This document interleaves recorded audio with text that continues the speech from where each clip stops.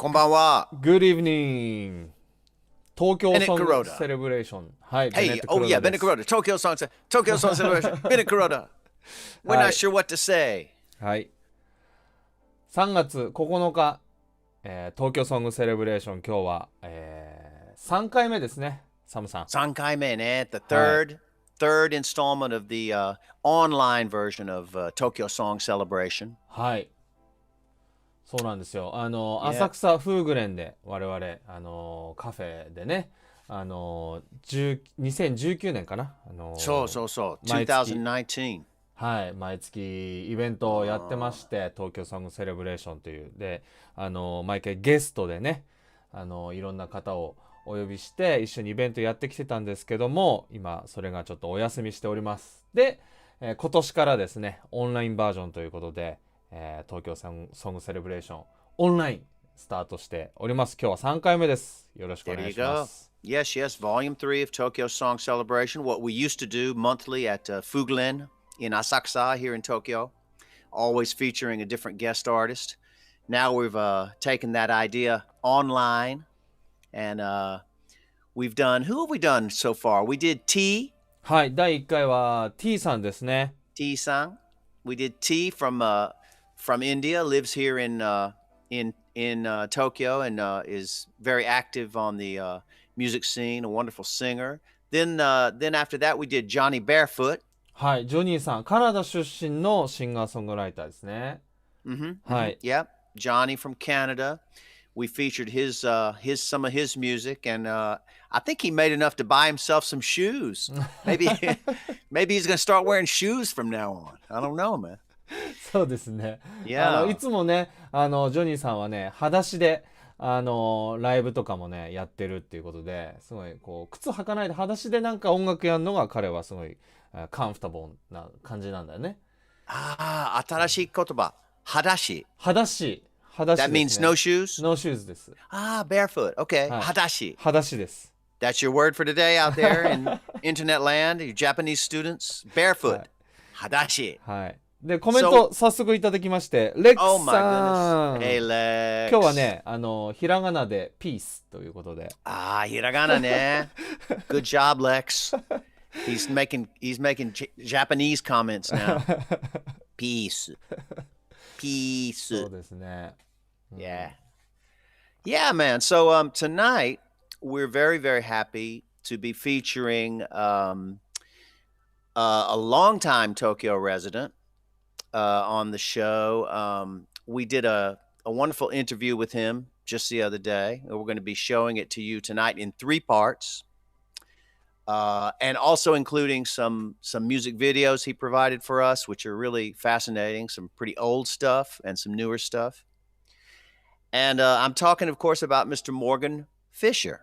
はい、今夜の第3回目のゲストはですね、モーガン・フィッシャーさんなんですが、先日我々インタビューを、モーガンさんと一緒にやりましてですね、すごくこう彼のルーツになるもう音楽始めた最初の頃の話とかも、今回インタビューで聞くことができました。で、インタビューのビデオはサムさんが作ってくれたんですけども、今回は、3つ、はい、ビデオが、準備しております。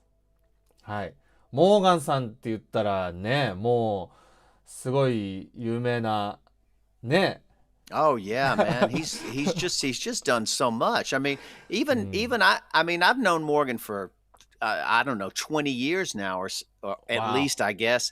But I didn't know all that stuff he was telling us, especially the very early days with his very first band. Right. And I thought that was all very interesting. So yeah, I think our viewers will find it interesting as well. Just quick, who is Morgan Fisher is, he is he's a keyboard player for Queen and Mott Hoople. That's right. Yeah. He was a member of Mott Hoople, which was a pretty big rock act back in the 70s. And he's still a member. They've kind of reunited or done, gigs lately, like in the last 2 years or so. You Oh, know, really? yes, they've done some festivals in Europe, and Oh, wow. I think they were talking about a U.S. tour just before the whole COVID thing shut everything down. But yeah, they're kind of back at it, you know, doing it Wow. again. Reunion, huh? Yeah, yeah. And you know, the man just has a huge, long history of musical activity. そうだね。Hmm. モーガンさんはもう長いですから、このキャリアがすごく。で、日本に住んでるのもなんかすごい長いよね、彼ね。Yeah, I think he's been here for 35 years or so, 30 years, 30 35. 年以上日本在住ですよ Yeah, ね。 yeah. あれ、 yeah, サムさ yeah. んは何年でしたっけ日本在 I've 住。 been here for about 25 years. 25年。いや、 Yeah, サ I ムさんも長いね。 nagai. 長いね。 But I think Morgan got here about 10 years before me. So Wow. maybe he's been here about 35 years, something like that. I think Wow. so. Yeah. なんか35年日本にいるっていうと、もはや自分より長いですよ。Yeah, that's right. Longer than you. 先輩です、本当大先輩。日本の先輩です。日本。ね Yeah, man. うん。 A veteran. ね Yeah, in more ways than one.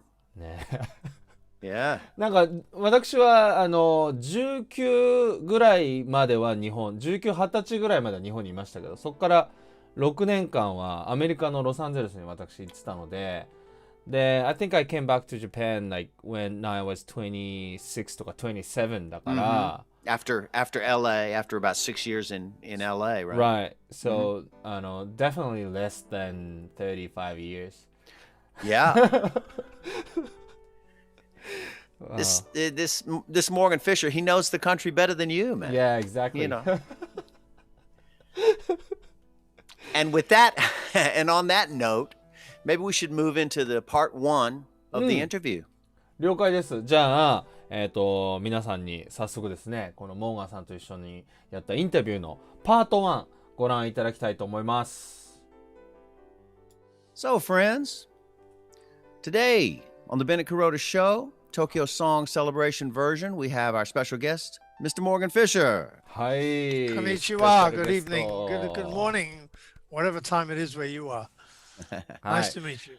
Those of you who might not know Morgan, well, there's just too much to tell about this man's career in a brief introduction. So we're not even going to mess with it. We're just going to kind of jump in and start talking about some of the things we were curious about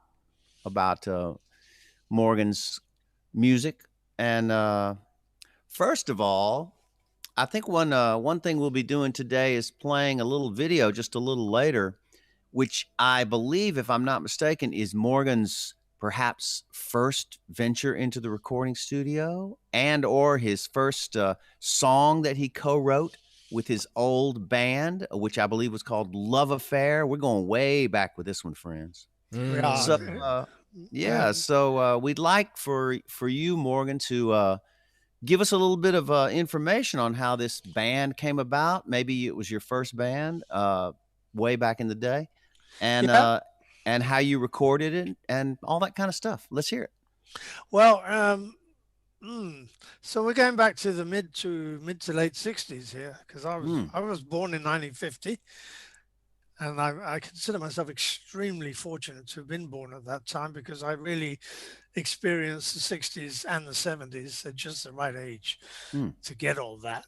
And so when I was 14, I basically heard the Beatles for the first time, and that blew my mind and set me on my path, But also the big thing at that time was soul music, and I was a mod. Not a rocker? No. You were a mod. A mod. Cool. Absolutely a mod. Yeah, rockers were the guys with leather jackets and motorbikes who liked Elvis. Mods were the guys in smart suits and really styled hair who were into black music and soul music, and also into the Kinks and the Who and that kind of band. So I was definitely a mod. And but yeah, a lot of the music I liked was black music, soul, blues, jazz, all that.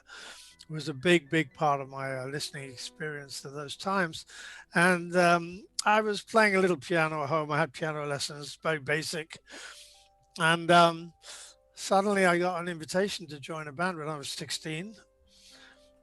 And the singer was living in almost in my street. And it was actually the drummer who's even younger. I think he was 14. And his dad decided to make a band for him because his dad was a drummer too. And so, it all runs in the family. And we called ourselves the Soul Survivors. But unfortunately, we later found out there's another band called the Soul Survivors in America who were already pretty big by that time. They had a big hit called Expressway to Your Heart. And I think they may have actually sent us a letter, a kind of cease and desist letter, like we are the Soul Survivors, not you. Or our manager just thought it was a wise decision to change our name. So we did, and we used the name of a popular TV series at that time, romantic TV series called The Love Affair. So that was my first band, and we did some demos. So it was the video you're going to play is not my very first recording experience, because we did do some demos in studios. At that time, studios were either the big studios, usually run by record companies. So you had Decca Studios, you had EMI Studios, also known as Abbey Road, and so on. And then you had real small, funky, studios in someone's house or, whatever. And a lot of bands were using those. And when we changed our name to The Love Affair, and our manager managed to get us a deal with Decca Records, but they didn't put us in their big studio.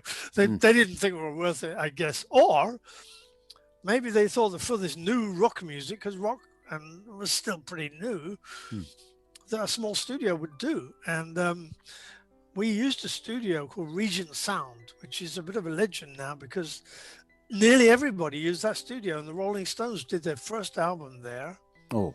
And I don't know if it actually had egg boxes on the walls, which old studios used to use as a cheap form of soundproofing, right? Right. But it was that kind of level, it was a pretty funky basement in Soho, London. And, but we didn't know any better. We thought, well, great, let's make a record.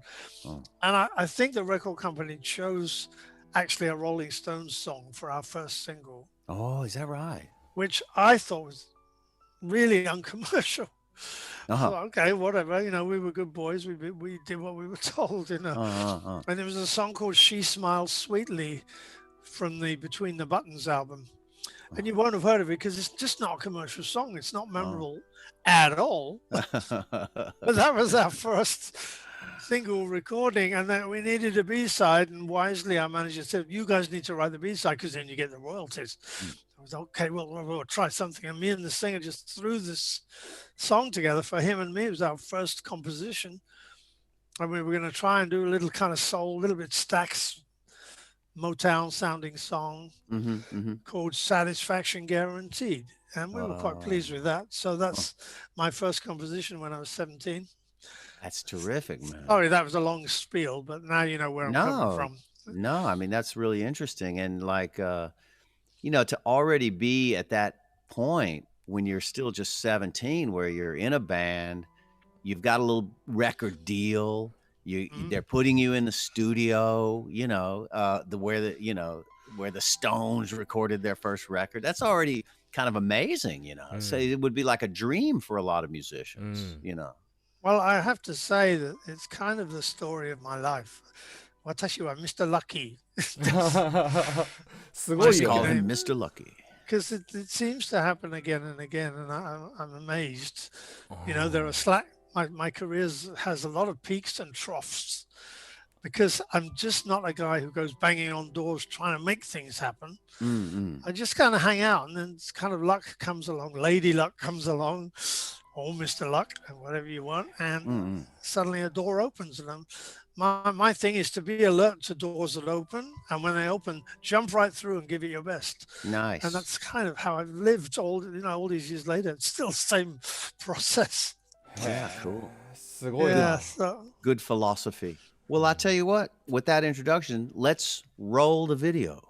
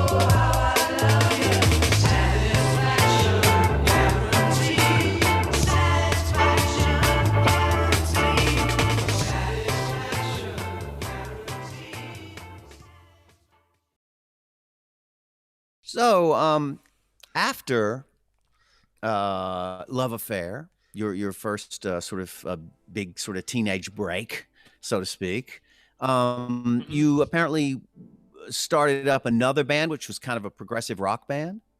Yeah, I mean, Love Affair went on to have 5 top 10 hits. So we were pretty big for a couple of years. These were not written by us. Some of them were covers. The big one was Everlasting Love, which was #1. So we were #1 when I was 18. So like Incredible. straight in the deep end, you know. That's and great. Of course, #1 at 18 means it's all downhill from there. So, and it was. I mean, you know, with the hits kind of a little bit lower each time. And then finally we just kind of petered out. And the other point was that I'm talking about 1970 now, I guess, is a lot of new amazing bands were coming up where the word rock really came into its own, because before that was really pop or rock and roll. These were categories. You know, pop was like sort of what we were doing, soul pop, and then rock and roll was, you know, Elvis and all those guys. Right. So the word rock really came about, and it affected everybody. And it was kind of led by the Beatles, who started to do more heavy, more interesting music and more studio-oriented music and so on. And of course, everybody wanted to get into this. And a lot of the bands who were poppy and light started to go heavy. And the word heavy was really popular in that time. We're going heavy. It's like a thing to say, you know. And so we tried to go heavy. Love Affair tried to go heavy, which is, of course, a big mistake, because we completely alienated our fans. Well, basically, they were screaming girls, you know. You know, so, and we changed our name from Love Affair to L.A. L.A. Heavy name, man, you know. Yeah. And so basically that finished the band off. So, I see. But then I thought, hey, you know, I like this new music. I want to do more of it. You know, I don't mind we're not in the top 10 anymore. Let's do more of this. So I made my own band. The drummer from Love Affair continued playing with me. We found a new bass player and singer. And I wanted a band that was very keyboard oriented, kind of like a band who I was a big fan of at that time, called The Nice. Oh, The Nice. Who had an amazing keyboard player called Keith Emerson. Who went on to make Emerson, Lake and Palmer. Right. I was a huge fan. I used to go and see him all the time. And I wanted to do something more like that, also more like Yes. I was into Yes at the time. So we made a band, and we got another deal, and we got the singer. Actually, this was an interesting kind of connection. That the singer who we found had just left a band called Smile, and Smile had two guys in the band who became kind of famous later. There was a guitarist called Brian May, and a drummer called Roger Taylor. Oh yeah. So half of Queen were already in Smile. So I knew those guys before they were Queen. Anyway. And they were kind of a bit progressive too once they got going. So, you know, progressive was a big deal. So I formed a band, couldn't think of a name. It's awful thinking of band names. I'm sure you know. It's just terrible for everyone. And so I just thought, to hell with it. Just call it Morgan. So we called the band Morgan. Which is like not very progressive, but it was just easy, you know. Morgan. And we made 2 albums in Italy, as it happened, because progressive rock was really, really big in Italy. And our manager, who also managed Love Affair, his business was basically handbags, and handbags are made of leather. And where's the best leather? Italy. So he already had these business connections in Italy, and kind of parlayed that into a connection with RCA Records in Italy. Where we got a deal, and it actually turned out great. First we thought, well, why can't we get a deal in England? And I think that the market was like flooded with new bands. There were just too many. And we couldn't get a deal. And we was like, okay, Italy, whatever, at least we'll get some pasta. And but what happened was RCA at that time had the best studio in the world. They had almost the first 16-track studio in the world. Yeah, and that was in Rome? In Rome, in an incredible high-tech It was actually 12 kilometers outside of the city in a huge kind of complex, which included 4 studios and the factory and the office and everything. It was a massive place with security guards and everything, drive in and get a pass and go in. And it was really high tech, and the engineers wore white coats. And they said, you know, musicians are not allowed to touch the mixers. And so I said, oh, yeah, I'll be doing a bit of this right now. So get used to it. They got used to it. But it was amazing because it was so high tech. So, I mean, this has happened to me too, that I've made albums that have turned out to be really well recorded. They didn't always sell very much, but the sound is great. So nice. Some satisfaction there, you know. So then, so I wrote, well, while we're talking about writing, for concentrating on songwriting, I wrote nearly all the material for that band, 2 albums worth. Not the lyrics, the singer wrote the lyrics, but I wrote all the music. So I really, my songwriting got into gear at that point. You know? Yeah, wow, that's great. Well, now we're going to hear a little something from that band, Morgan. Yep.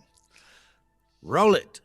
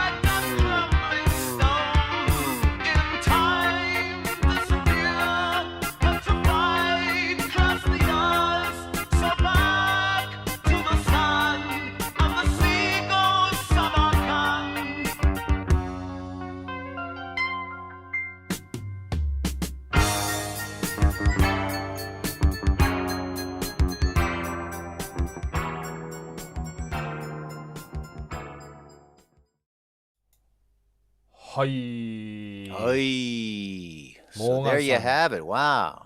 すごい。The early years of Morgan Fisher. ね、若い時のモーガンさんの話が聞けたんですけども、ちょっとさ、インタビューの中でモーガンさんが言ってたさ、なんか、モッズって何？ Yeah. Morgan says he was a mod. So yeah, my understanding is that back in those days, you had sort of 2 groups, and they weren't exactly all that friendly with each other, I think. But it was mods and rockers. ロックの人、ロッカーとモッズの人っていうこうグループがスタイルがあったってことね。Yeah, it seemed like it was a kind of fashion related, you know. なるほど。Seems like the mods were into kind of slick clothes, and sounds like they were into more like R&B or soul music. And bands like The Who or The Kinks, I guess. And then you had the rockers who liked the sort of rockabilly sound or rock and roll. エルビス・プレスリーみたいな話して、ね。Yeah, Elvis kind of thing, I guess, you know. And they had... ファッションも着てる服とか髪型とかそういうところからこうスタイルを真似するような感じだったんだね。このロックンロールのグループの人たちとこのモッズの人たちっていうのは。Exactly. Yeah, it looks like the rockers, the kids in England were kind of copying the look of tough rockabilly guys in leather, and the mods look like they were kind of copying the look of slick black entertainers and singers like say what Smokey Robinson or I don't know who. But yeah, it's pretty interesting, isn't it? 面白い。これアメリカサムさんはそういうのあったんですか？ Well, no, I think the whole mods and rockers thing was pretty much an English. なるほど。これは An English thing. イギリスのそのブーム当時あった流行りだったんだね。Yeah, yeah. I mean, in America, of course, you had a lot of kids who were into rock and roll, and you had a lot of kids that were into like soul music and stuff. But the thing about the U.S. is it's never been quite as fashion oriented as England in the same way. I mean, England is all about ever since those days has been about like the look, and the style. And it's almost like a little cult, you I'm a rocker, Yeah. Mod, I guess it's kind of same here, Japan, Oh, yeah, I think Japan is very similar. Yeah. One style fashion is like suddenly like, everyone, following that same kind of direction. Yeah. But in America, it's there are a lot of different people living there. So, that's right. They've That's got right. their own thing, I've got my thing, like everyone is kind of individual thing, I think. That's a very good point. I think the US is just a little too big for those kind of things to happen. Whereas in Japan or England, it's pretty small countries. And they're both islands also, if that has anything to do with it. So yeah, small countries where I guess it's easier somehow for a fashion to take hold and become a little subculture, and Japan is so much like that. It's just exactly like that, And even, up until very recent times, there was those kids who were going out to Yoyogi Park in the rocker outfits and doing the 1950s dance with rock and roll and rockabilly. That was going on like right up until almost the present, right? I mean, I used to see them in the Yoyogi Koen in the park,代々木公園でね、そういうのやってる人もいるよね。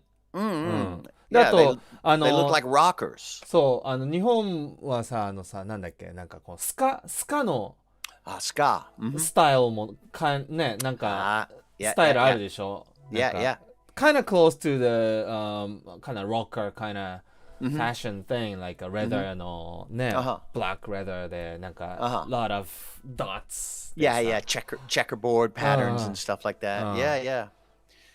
Yeah, fashion and music, I think especially in England and Japan have always been a little more connected than in America. Right. Yeah. So yeah, Morgan was a コメントがコメントはい、シンディさん。Yes, Cindy. Greeting she from says, the Netherlands.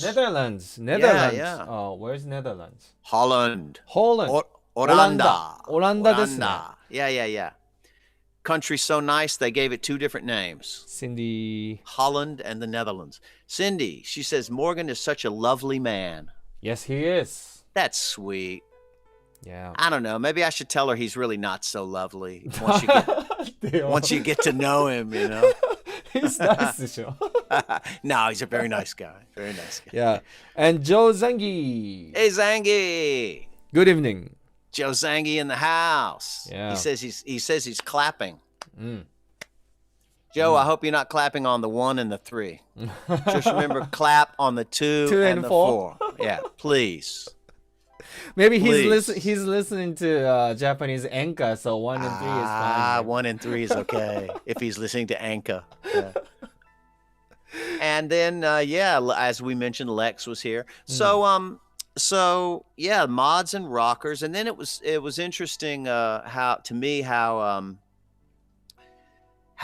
Morgan's little film there with his first band, Love Affair. Oh. That little movie was very charming. It kind of had the same feeling as like A Hard Day's Night. by the ビートルズのやつ Beatles, ね。 right? うん Yeah, they're running through the city うん and そん you な know 感 look, じしましたね。 yeah, yeah. It was あ that れ that は was the, 60年代 60s の yeah, 感じかな。 yeah. It's so 60s. あ You saw them in Piccadilly Circus. You know the famous fountain there at Piccadilly Circus, and あ they're asking, ああ、なるほど。 "Have you seen this girl?" I thought that movie was was a lot of fun. You う know. ん。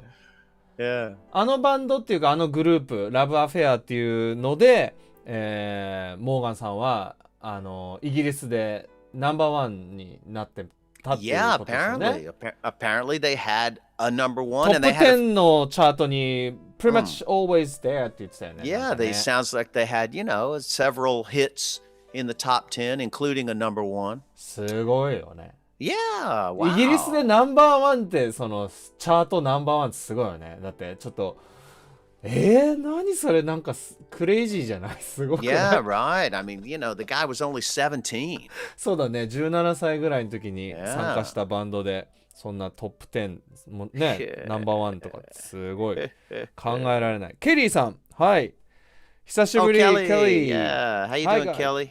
Hi guys, really enjoying seeing Morgan history. Yeah. Yeah. That's why we're here.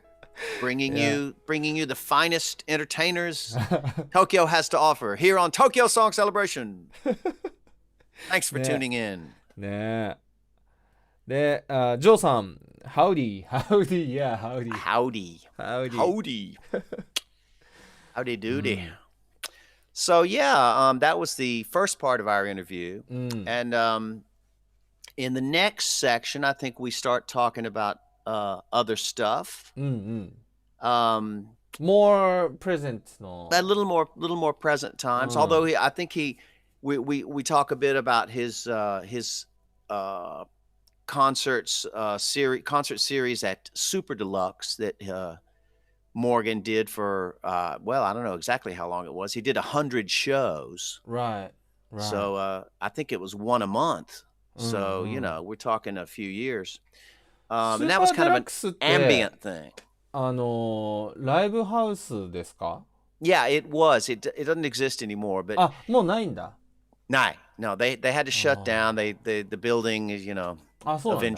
eventually they lost the なん lease か and they had to 六本木 close. って言ってた Yeah, it was basically Roppongi. It was kind of between Roppongi and maybe you'd say Azabujiban, but anyway, it was basically kind of Roppongi, and but it was a very different kind of place. It was not like a Roppongi type place at all. ああ、なるほど、なるほど。 It just happened to be in near Roppongi. But Super Deluxe was a great place, man. It was. Have you been there? Oh yeah, I played there many times. Oh, really? Yeah. It was a really I've nice never scene. I've never known that place. Well, if it was still around, maybe me and you would have been playing there in more recent times. But it's gone now, and it was a great place because it wasn't exactly a live house, although they had a lot of music events and they had a sound system and a PA and everything, a bar, and it was a pretty big room for Tokyo. Yeah, you could. I mean, if it was really crowded, you could get about 200 people. Oh, wow. Yeah, in there. It wasn't a small, tiny place, Wow. So Super Deluxe was kind of a really cool place. It was in a basement. Yeah. But unfortunately, all good things come to an end, and it doesn't exist anymore. But yeah, that was a good place. I'm sure many of the people watching here, the show tonight, probably knew about. Yeah, Super Deluxe, probably had been to Super Deluxe. なるほど。 Yeah. そうか。I came back to Japan 2009. Oh yeah. So that still exists Oh yeah. in that time? Yeah. There were. I mean, let's see. I must have played there starting at around then, or I know I was playing in 2010, 2011, 12. Oh, wow. So then. Yeah. And I think they finally closed about 2 years ago. Oh, really? Maybe. Yeah. I don't know. The older I get, the more I lose track of what happened when. Right. You know, was that 2 years? Was it 5 years? It's not that different. It's just the past. It's the past, man. Yeah. But yeah, Joe says good venue. Been there quite a few times. Yeah, he was at Super Deluxe. そっか。 And, Cheryl Myers.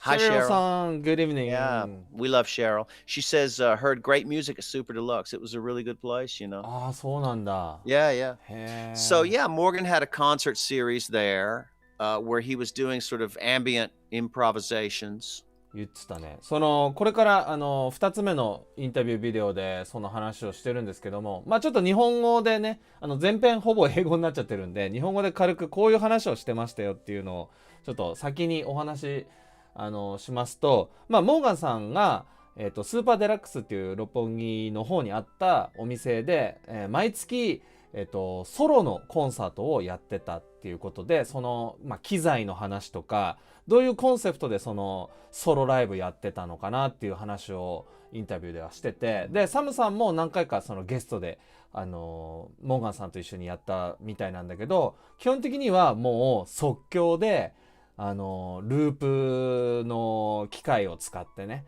その場で録音して再生してとかっていうのを、即興でやるっていうのをやってて、何台もキーボードを並べて、その場でやるんだよっていうようなのを、100回そのスーパーデラックスではやってましたっていう話をねしてたんですね。まあこれからそれは英語で全部流れるインタビューのパート2の内容なので、まあちょっと日本語で先に解説させてもらいましたけど、で、ケリーさん、Yeah, Miss Super Deluxe. Oh, I sang that also had a group photography exhibition there. あ、なるほど。Yeah, ケリー yeah. さんもそこでパフォーマンスしたことがあるってことだね。Yeah, and apparently showed some of her photography there as well. なるほど。 That's another thing about the place. I mean, it was kind of they had a lot of art shows. That's cool. Yeah, so they'd have exhibitions. It was a great space. It was a really good place. They also had food. The food was good. へえ。 They had craft beer. Oh, sounds great. Yeah, it was a good place. It's really too bad it's not there anymore. ああ、そうだね。 Yeah. へえ。 So anyway, yeah, maybe we should move into part 2 of the interview Sure. and see what else Morgan has in store for us. Here we Yeah. go. モーガンさんのなんかインプロビデオを見たんですけども、で、lot of loop とかでしょ、あれ。はい。あれどういう風なセッティングなんですか、ループって。What's your setting for the loop stuff? Well, let's see. I mean, a lot of people use looping now, and a lot of big stars they're using, and they can do a one-man performance, and we're amazing with looping. So it's not like avant-garde. It's actually become really commercial now, and some looping pedals allow you to make one loop for the verse, and then another loop for the chorus, and another loop for the solo, and you can have switch between loops, and it's all very precise. That's not what I do. Oh. To me, what I do with a loop is I play something, and then I want it to continue, and then I add something to it. And that so the important point is that the loop should not go on forever. Because if it does, you're going to build up a big mess eventually. So what I need in my loop pedal is it's able to slowly fade out the loop. So that each loop you add, it kind of replaces the previous loop, and they slowly fade out. And the thing is evolving. This word evolving, I find very important. So it's almost like a long symphony that has a similar theme, but it's going into variations as you move along. ああ、なるほど。わかった？わかった？なるほど、すごいわかりました。だから歌とコーラスとサビじゃなくて、だんだん変わるね。だんだん。その感じすごくわかった。ビデオで。because I use my looper, but it stays forever basically. When I record something, that stays forever, right?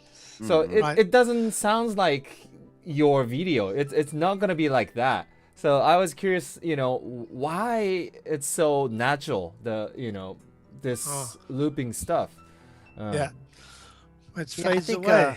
I think Morgan has a very organic process with that, the way he does it, So it's not More he's organic. not more organic. Oh.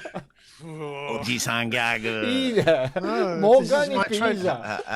trademark. My trademark. You know? Oh, okay. We That's, need that's actually my to put Facebook. an R up on the thing. Registered Yeah, TM. right. That's my Facebook address. Oh, there you go. More organic. Facebook.com Morganic. Oh, okay. cool. そのループペダルは、ペダルですか？effects pedal? Yeah. Well, it's actually a rack. It's a rack mount with a separate pedal board. And it's made by Gibson. へえ。 It's a Gibson digital Echoplex. へえ。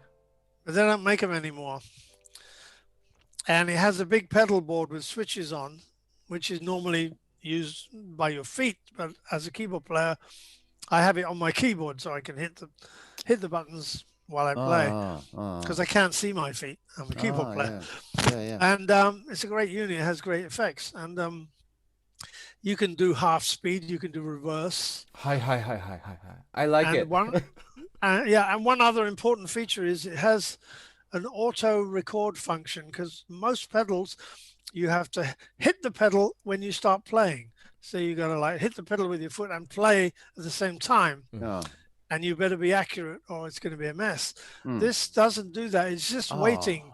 You set it to standby. Oh, that's And excellent. then as soon as you play, it starts recording the loop. へえ。 That's really is- handy. So That's I can have really it- handy. Well, Yeah. exactly. So I can be playing as usual without any loop. And then I go, okay, I'm going to loop Yeah. the next thing I play, I'm going to loop it. Yeah. So I put it on standby and then boom, off it goes. And it starts looping. And of course, it's very important. To That's me, very nice. those two features are the most important Yeah. things in a loop pedal is the auto record and the slow fade out.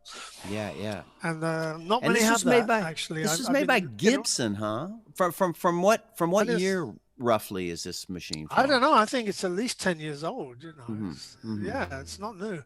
And they're not made anymore. So, I bought a couple of secondhand ones and they're Yeah, fine. nice. But of course, then you have to stop the recording when you feel, well, that's all I want to loop. But that's easy. Yeah. And you stop it and then it immediately starts to loop. That's very And cool. you can even do things like you can double the length of the loop. So if you say you just recorded 5 seconds and it's looping, but the next time you want to overdub on that loop, you can say, well, I want to dub a 10-second phrase over that 5-second loop. You can multiply. That's very cool. That's very cool length. too. You can multiply by any number you want. Very flexible. So it's something you can play while you're playing, if you see what I Yeah. mean. You can change things Yeah. while you do it. And you can set it to reverse so that, next thing you play will come out in reverse. All kinds of things. Yeah. Fantastic. Well, I'll tell you tool. what. Let's listen to some of that looping music that Morgan has got for us. This is, I think, we're going to play a video from the old Super Deluxe where Morgan right. used to have a monthly concert, and we can hear what some of this stuff that we've been talking about sounds like.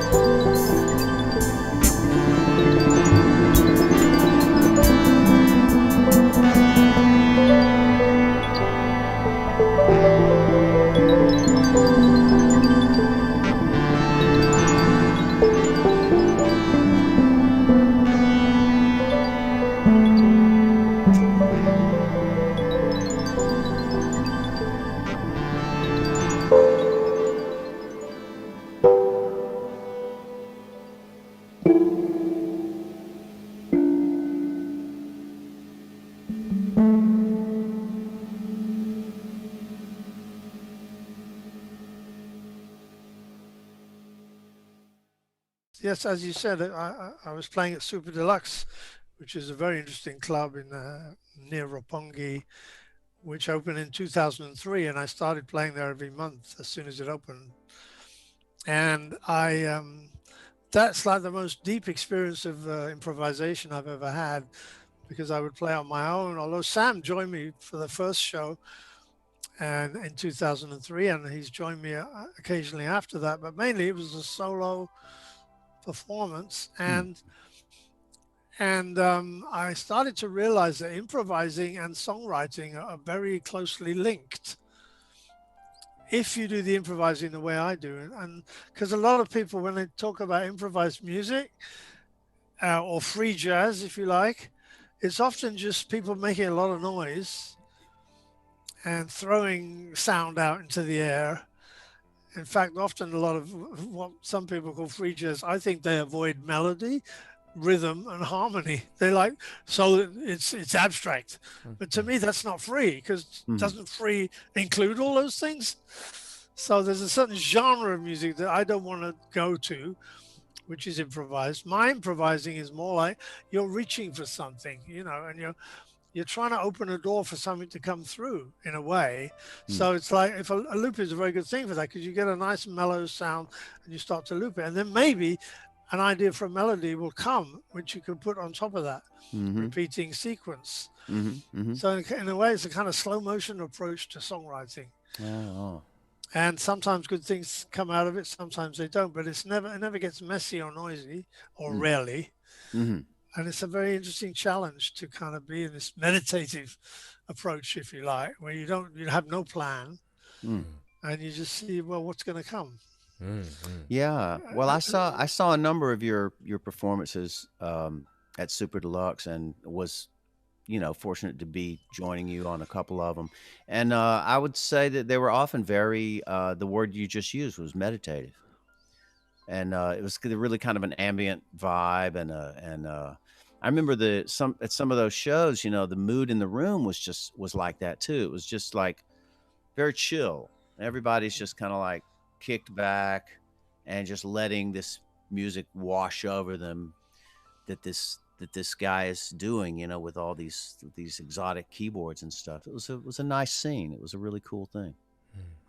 Well, thank you. And I think that video we just played is a pretty good example of that, where Yeah. I literally had no plan whatsoever, and you just start with a sound, a single sound. Often I'll start with something that's not even musical, like a shaker, or even a toy like a bird call, you know, or something a little, play one note on a harmonica. It's just something that, like, okay, now we're getting into this, people, and this is not music yet, but there is sound, and it creates an atmosphere. But it challenged me to, like, how do you keep going without it being boring, without getting stuck in a rut? So back in the days, like, you doing that solo gig, is it like 30 minutes, like one song kind of thing? Or well, I was just going to say, I mean, in the first, because it's all been recorded and you'll hear it one day, but in the first few shows, I was not so daring. So each improv would be 5, 8, 10 minutes maybe for one piece. But when I started to want to go longer, soon I realized there's a kind of natural length that I did without looking at the clock. It was 40 to 45 minutes. Seemed like to be a natural, and continuous in one set. And then I just thought, now I feel like stopping. And it could go through several moods. So it was almost like, I used to say, it's almost like a movie for the ears. There's like a story there, and it goes from various phases. And I'd look at the clock and say, yep, this time 45 minutes again. And what's interesting about that? Is that is the length of an LP. This is what I grew up on. なるほど。vinyl album, analog album は40、45分ぐらい。その A サイド、B サイドみたいな。そう、A サイド、B サイド、one story。で、昔はよく聞きましたね。A サイド、そして B サイド。So it's like really one continuous piece. And I grew up with that since I was maybe 13. up till, you know, CDs arrived. So like from 13 to maybe age 30 or 35, I always listened LPs. to a whole album, and I would usually listen to the whole album, 40 to 45 minutes. So who knows? Maybe that's embedded in there. Well, you know, maybe that's why, generally speaking, most live music sets at any bar or club or venue are generally about 45 minutes. You know, kind of a standard length for a set. You know, 45, 50 minutes. You know, Yeah, maybe it was from the LP. You know. It could be, yeah. I mean, unless you're Bruce Springsteen or the Who, you know. Yeah, right. Well, it's 3-4 hours. Concerts are a little different. Concerts are different. Your basic set, you know. Yeah, it could be that like that's enough. You know, we need a break now. Let's have a drink. Yeah. So that's what I did. So every night I would do 2 sets, about 45 minutes, with a break of about 15, 20 minutes. And it became a natural thing to do, natural process. Yeah. へえ、面白いですね、それ。Bringing things up to the a little more to the current day. Yeah. You've got your partnership with Ogida Yutaro. Yeah. Guitar player. So yeah, we wanted to ask you a little bit about that. I think Daisuke maybe had some questions about that. そうですね。モーガンさんとゆうたろうさんでYouTube のライブをやってますよね。ライブ配信でね。はい。で、一回私とサムがサプライズゲストみたいな感じでね、モーガンさんのバースデーのサプライズやったんですよね。みんなでこう、ジョインして。で、びっくりした。あれすごい楽しかったな。で、そのプロジェクト何カーズベストですか？はい。それはどういうなんていうかきっかけでスタートしたんですか？ Well, I first saw Yutaro playing in a bar in Shimokizawa with his own duo, which is called The Day Suite. And it's just him on guitar and vocals and his friend who's mostly just a trumpet player who also does vocals. And they're a nice little duo, and a friend took me down there because she knew them already, and I really enjoyed it. And in fact, I got up and joined them for an encore the first time we met. And me and Yutaro got on really well, and I went to see him a few more times after that. And then we suddenly said, well, why don't we do something together? And it was, God, I have to look back, see when did we start? I think it was during the pandemic. So it was sort of spring last year, about a year ago. We started to want to do something online. That's right. I tell you, before that, I guested with him, with his duo.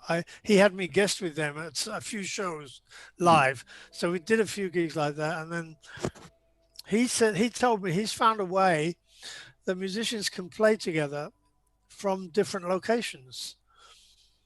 And not a lot of people even now are doing that. And there's a certain Yamaha software called SYNCROOM. Which allows musicians in different locations to play in real time. Wow. Basically. So we're able to play together online. So that's like the best social distancing you can do, right? So, and we've done so far 13 shows online. Oh, that's quite a lot. So we do one on average, one a month, sometimes 2 a month. But we're on Facebook, so you can see the information there. But it works pretty well. So we're basically, we have 3 kinds of songs that we do. One is Yutaro's original songs, and he's quite prolific. In fact, for a while, he set himself the task of writing a new song every week, which for you, Sam, is probably nothing. So, but he decided to do that, and he would play a new song every week. And so he has quite a backlog of good original songs. And then there's my band, Mott the Hoople, who has a whole bunch of songs that we like to cover sometimes. And then just songs that we like, just classic rock songs, sometimes a blues song. We just pick about half a dozen songs we want to cover at each concert. So we're always learning new songs, which is nice, keeps you fresh. Yeah, that's fun. You know, so that's basically what we're doing. はい。Hi.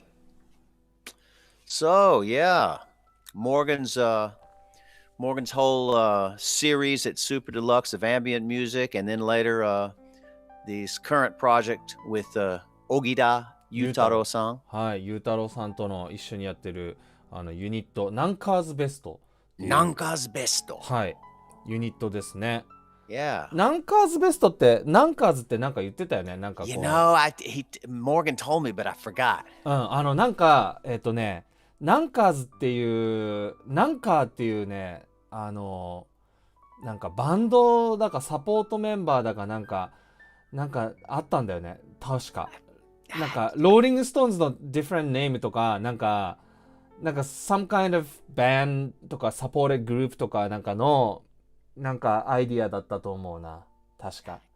Honestly, I don't remember. ちょっとすいません、わかりません。ただなんかっていうなんか人たちが人たちがRight, いた right. っていう、ちょっと正確な名前の由来ちょっと忘れちゃいましたけど。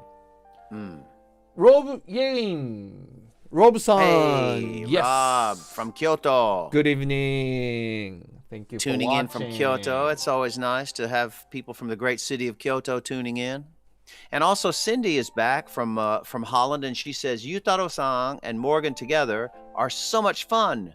I have watched all their live streams. Oh, great. All right. そうなんですよ。ゆうたろうさんの YouTube チャンネルで、モーガンさんとゆうたろうさんがオンラインでセッションしてライブ配信も同時にやってるっていうのをやってて、私も何回か見たし、一回サムと我々モーガンさんのね誕生日の時に、まあ動画の中でもインタビューの中でも言ってましたけど、参加したことがあって、すごいよねあれ。なんかwe've been kind of trying, mess around the SYNCROOM session stuff. Yep. But it's pretty hard, and sometimes we get the right timing, so we kind of play smoothly, seamless.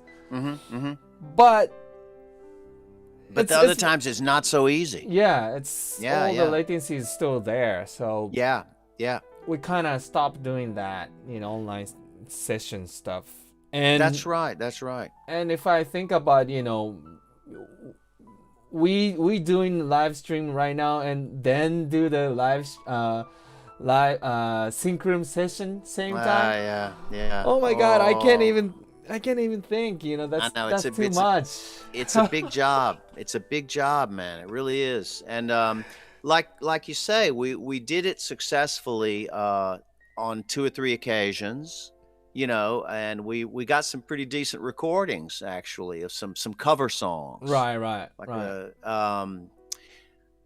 But then other times we've tried it and it's been pretty difficult about the latency. The it's just it's so hard to find the right timing. Yeah. And you're sitting there trying to keep up with each other, and you're slowing down because you're not hearing it in time. And the whole thing becomes like a disaster. Yeah. It's a tough job, It's really tough. Yeah. It's just not like playing music with somebody in a room. It's just, it's tough. But to their credit, Morgan and Yutaro have done pretty good job. Yeah. With they're doing really good job. Yeah. And Yutaro-san's, his system is like amazing. Oh, here we go. Explanation. Chiba Stud says, Good evening. The Rolling Stones called a sort of scowling face a nanker. You know what that means? Scowling, like. Rolling Stones called a scowling face a nanker. Nanker Felge was the fictitious record company they made when having difficulties with a record company. Well, that's an interesting story. なんかやっぱりローリングストーンズのことを言ってたのね。お関係ね。なんかゆうたろうさんがね、そういう説明をしてくれたんだけど、完全に忘れちゃってましたね、そのエピソードを。なるほど。Nankers。なるほどね。ナンカーズ、このナンカーズベストっていうのはそういうとこから来てんだね。なるほど。So yeah, they've got their thing going, and I think we've got maybe a link to はい。in this video description on はい。YouTube. If you look down below, はい。look below. 概要欄にね、ゆうたろうさんの、YouTube チャンネルのリンクが貼ってありますので、そちらに行っていただけると、ゆうたろうさんがソロでやってるライブ配信もあるし、モーガンさんと一緒にやってる南葛ベストでのライブ配信もあります。なんか毎月1回南葛ベストではやってるって言ってたかな。Yeah, so it seems. It seems they do a live show about once a month, and I guess sometimes more than once a month. So I think they just did one the other day. Oh, they just did. Just recently, yeah. Wow. But yeah, if you want to check out some of that, I know that's an ongoing project that they have, and just look in the description below, and you'll find a link to Ogida Yutaro's YouTube channel. Yes. And that's where it happens. Yes. Just like our show here happens on Daisuke's YouTube channel. はい。The Bennett-Kuroda show. And by the way, you know, some of you know that we were doing this show once a week before, but we decided to take a little bit of a break from that schedule for a few different reasons. And right now we're only doing the once a month Tokyo Song Celebration edition. So we expect, however, to get back to a little more of a usual schedule with the Bennett-Kuroda show as soon as we can. And that might be pretty soon. We might even try to do one this month. We're not sure. そうですね。もともと週1で毎週火曜日8時からこのベネット・クルダショーはやるよって言って、まあ、やってきてたんだけども、前回からですねちょっとお休みをいただきまして、この第2火曜日の東京ソングセレブレーションだけをとりあえず今はやってる形でございます。でね、まあこうオンラインでいろいろこうやっていくのでなかなかこう毎週っていうのが大変だったんで、ちょっと時間を空けましょうということで、今ね期待してるのはね、実際サムがここに来て一緒にライブ配信をやりたいわけですよ。そしたらそれこそオンラインシンクルームじゃなくてここで一緒にね演奏してさライブ配信ができるからさ、それが一番やりたいわけで、今東京はねエクステンドしましたから、緊急事態宣言、ね、State of emergency is still going on here in そうな Tokyo. の。2 weeks エクステンションですから、Right. だからもうちょい様子見ないといけないなということで、そうなんですよ。Well, we'll get back to it. We're going to get back to playing live as soon as we possibly can, because we both really miss it. I know all the musicians around town are really missing getting out into a room full of people and playing live. ね。Yeah. Wow. Anyway. またさ、こうさ、ワット・ザ・ディッキンスとかさ、それこそフーグレンとか、ね、あとはチェシュメもそうだし、チェシュメね。We want to come back to チェシュメ、ガリガリ。ね、そういうとこでみんなと集まってね、ライブとかイベントとかやりたいですよね。やりたい、やりたい。ね、なんかこうインターネットを通してこうライブ配信でこう例えば仮にここで演奏してたとしてもさ、みんなこうヘッドホンとかイヤホンで聞いてるでしょ。なんかもっとこう普通のライブの状態でね音楽聴くっていうのをちょっとなんか寂しいっていうか長いことそういう状況じゃなかったからさね。I miss that real music you know thing live thing, you know, in the room. Well, I'm sure we'll get back to that. It's got to happen. そうだね。So anyway, part 3 of our interview with Mr. Morgan Fisher is not quite as long as the first 2 parts. Just got a little bit of a discussion coming up for the 3rd part concerning his a little bit of his songwriting and a little bit of his work with some other musicians, and yeah, we'll let him explain all that to us. What do you say? そうですね。次が最後のインタビュービデオになるんですけれども、モーガンさんの作曲のプロセスについてインタビューしてね、モーガンさんが話してくれてるんだけど、まあちょっと先にまた日本語でお話ししますと、モーションブルーでやったライブの話がちょっと出てきますね。で、ゲストのミュージシャンの人とコラボレーションしましたよっていうことと、まあその曲を作曲したプロセスについてとか、そういう話をしてるかな。うん。Yeah. じゃあ3本目のインタビュー見ていただきましょう。Part 3. One other thing I wanted to get to was a delightful little tune that you wrote called Looking Out My Window. Right. And we have a video of that where you're performing it with Canadian singer-songwriter Jane Siberry. Is that how you pronounce her name? Siberry. Siberry. Yeah. And I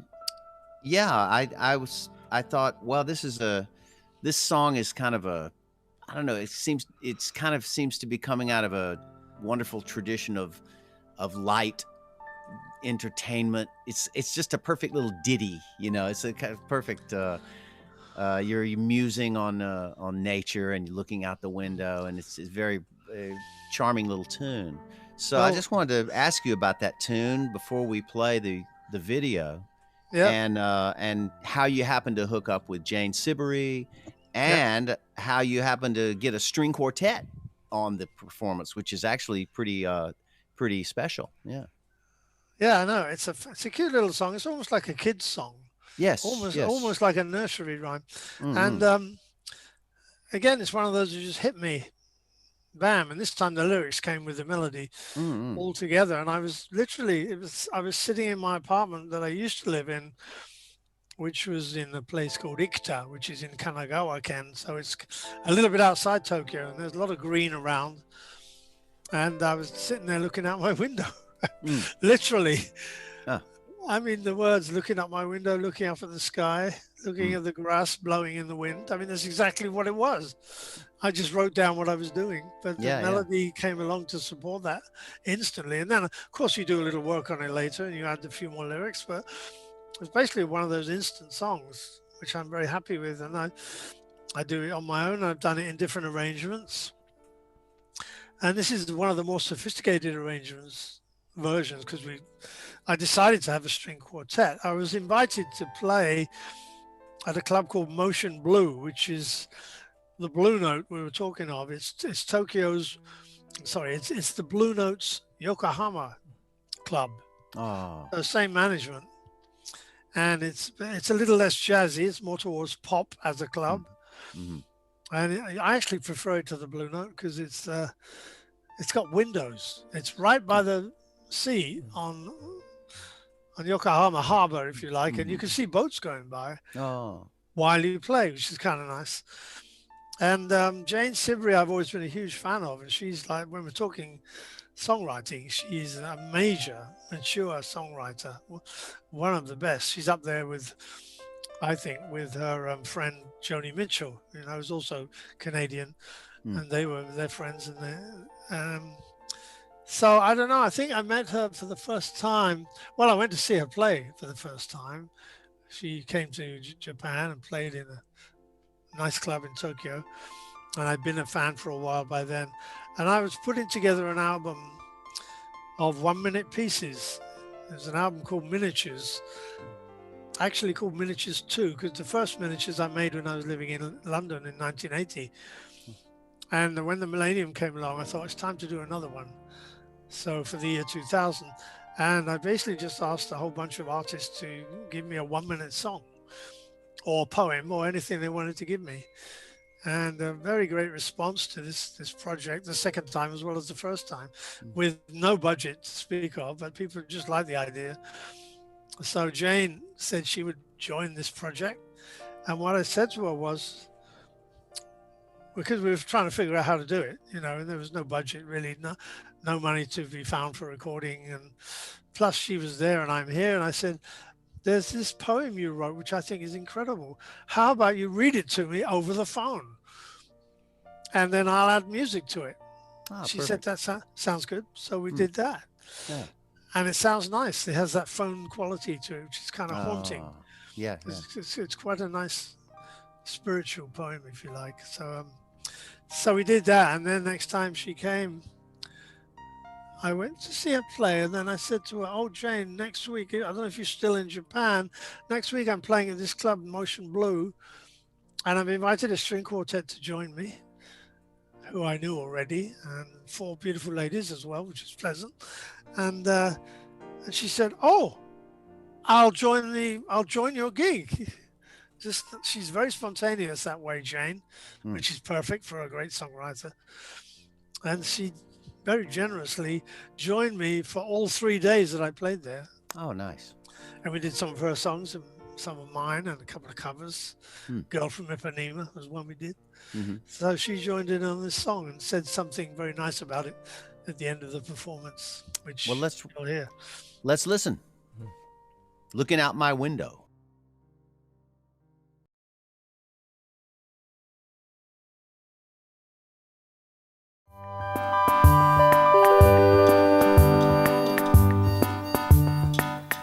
Looking out my window, looking up at the sky, looking at the grass growing in the wind, see the birds fly by. Looking out my window, looking at the sky above, wanna get out and look at the sunset and fall in love with nature once again. We're looking at each other and we're liking what we see. We're looking at each other. I'm looking at you and you're looking at me. Looking out my window, the wind is blowing. Grass is growing, the birds are flying, and I can't stop sighing.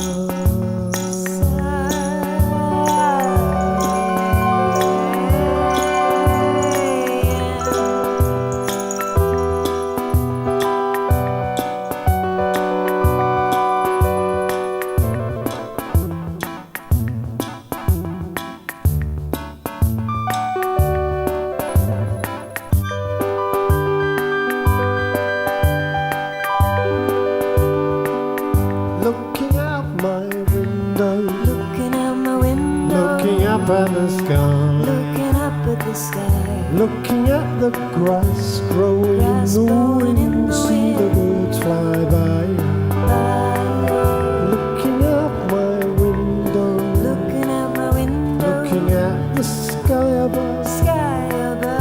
Wanna get out and look at the sunset, fall in love with nature once again. Looking out at a great big tree and a little girl walking by. It's like a great big dream. Makes me want to cry, makes me want to sigh, because I'm looking out at nature dressed in all her glory. How could anything I do be as beautiful as that? Nature in all her glory is looking back at me. Looking at each other, and we're liking what we see. We're looking at each other. I'm looking at you and you're looking at me. Looking out my window, the wind is blowing. Grass is growing, the birds are flying, and I can't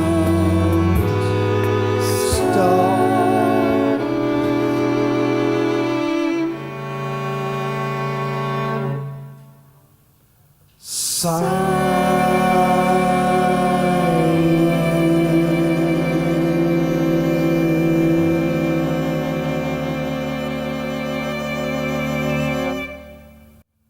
りがとうございます。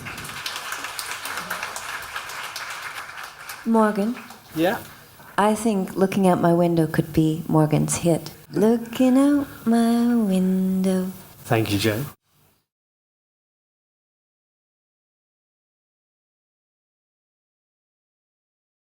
So there it was, Looking Out My Window.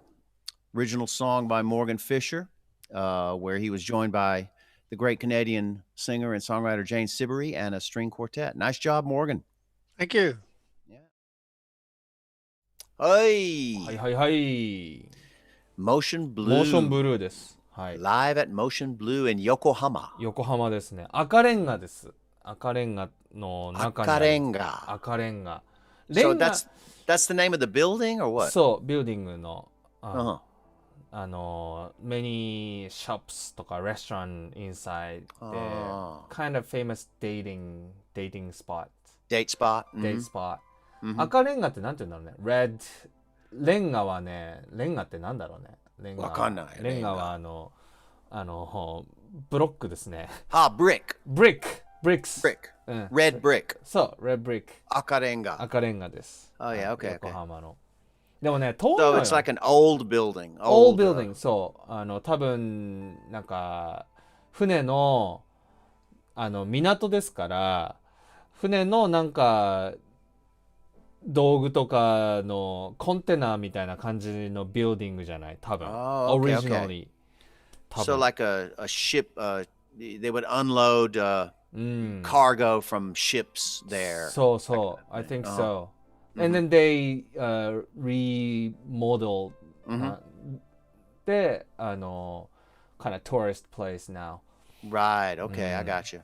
Yeah, I've never been there, but you've played there, right, Daisuke? I've played there, the Motion Blue.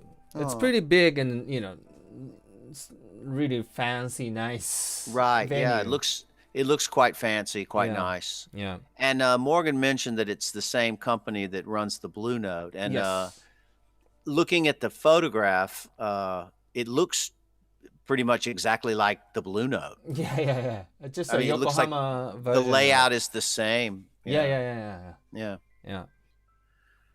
Yeah, those places, man. I mean, when you go see, every now and then I've gone to see music at the Blue Note. And because I've had a couple of times I've been there because I had friends playing there Yeah. from the States or something, and they've invited me because, Right.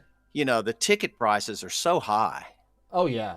I'm just not going to pay like 20,000 yen, 30,000 to go see somebody.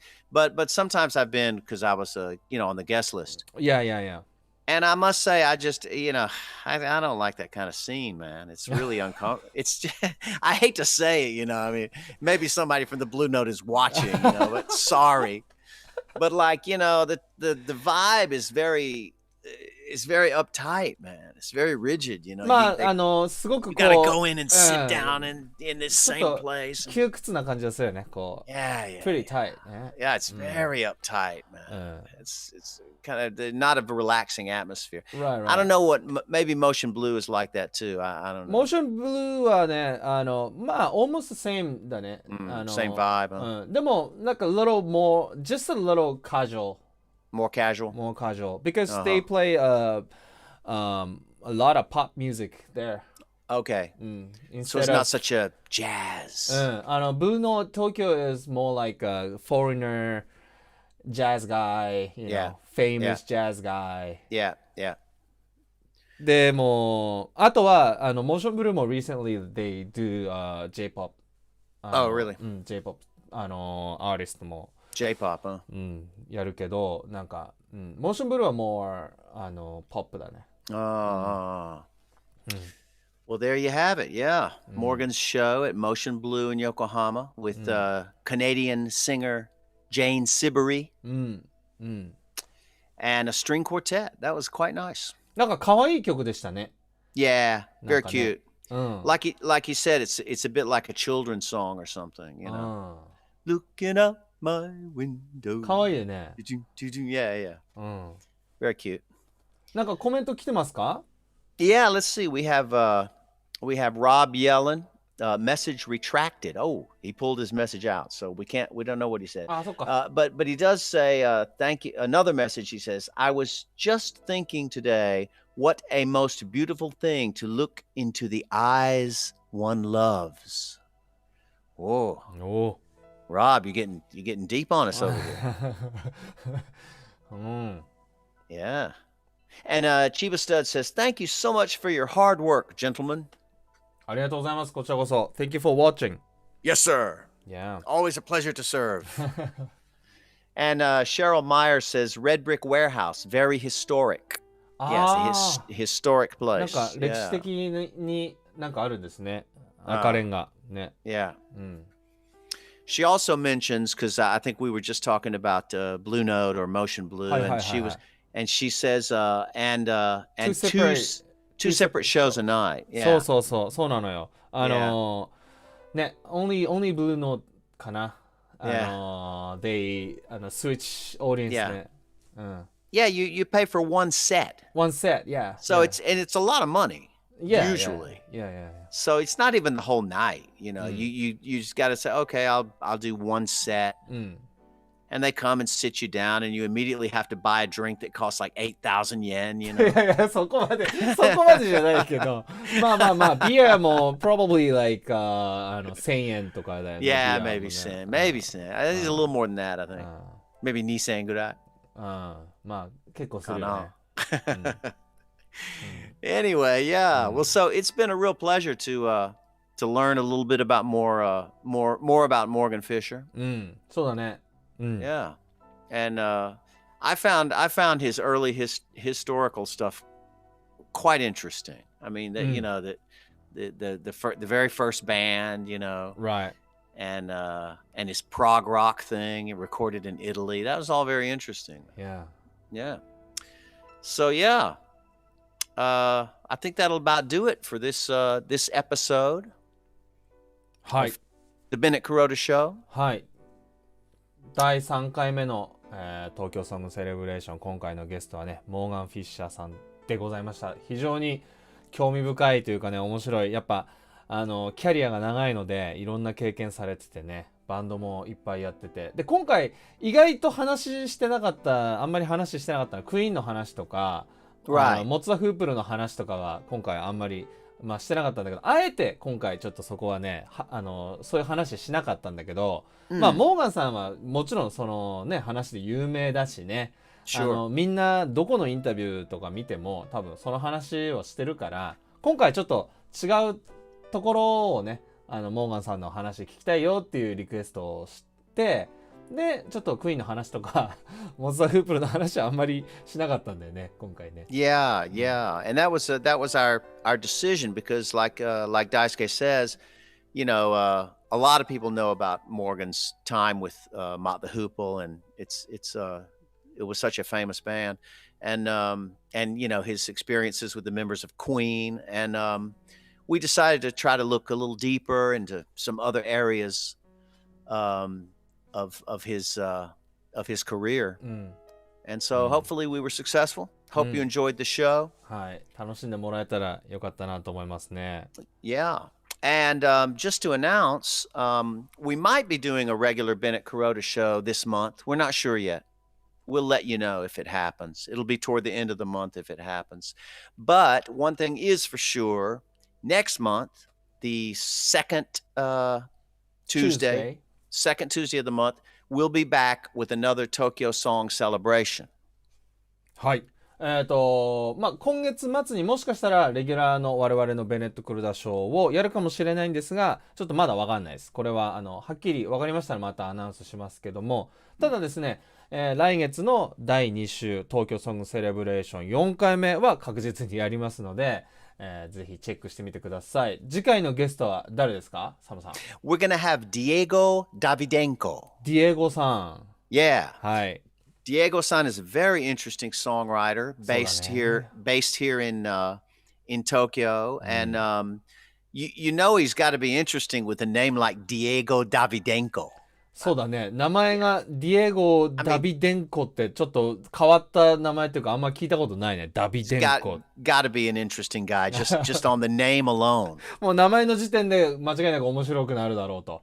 そうだね。Yeah, he really is a fine songwriter. I really like his stuff. We had him at Tokyo Song Celebration live in Fuglen a few months ago, and everyone really loved his stuff. His really good stuff. So he'll be here next month. はい。And just to close things out, we have a little comment here from the man himself, Morgan Fisher. Oh. Yeah, he says, thanks, guys. Let's do it again. Lots of stories to tell. モーガンさん。We'll have to do a part 2 with that guy. そうだね、パート2ぜひやりたいね。Oh my God. I mean, don't get me started. We could do 5 shows with this guy. インタビューでね、実はもっといっぱい話あったんだけど、カットしてるんです。Yeah, we had to cut. I mean, we talked a lot more, and we had to cut some. Maybe we'll run that, in the future. Talked about a little bit of Morgan's work with television commercials and other stuff. Yeah, so yeah, we'll see. Anything's possible. And Kelly says, "Thank you, great show. Thank you, Kelly." Kelly, thank you. Yes. And let's see. Andrew Gebert says, "Thanks." Thank you. You're welcome, Andrew. Thank you. And Cindy from Holland says, "Was nice to meet you guys. Thanks for the show." Oh, great. Yeah. Well, thanks for watching, everybody. 今日も、ご覧いただきましてありがとうございました。また、来月もしくはまあ、今月末のレギュラーのやつやるかもしれないのでまたアナウンスしますね。Okay. はい。Please make a show of Daisuke Kuroda Obihiro. I don't know who that is. You know who that is? わからない。でもちょっとチェックしてます。Yeah, we'll have to look into that. Please make a show of Daisuke Kurosawa. 多分黒沢さんっていう人がいるんじゃない？帯広の黒沢さん、黒沢大輔さん。帯広。わからないけど。I'll check. Check it out. Until next time, friends. ありがとうございました。See you next time. Yeah.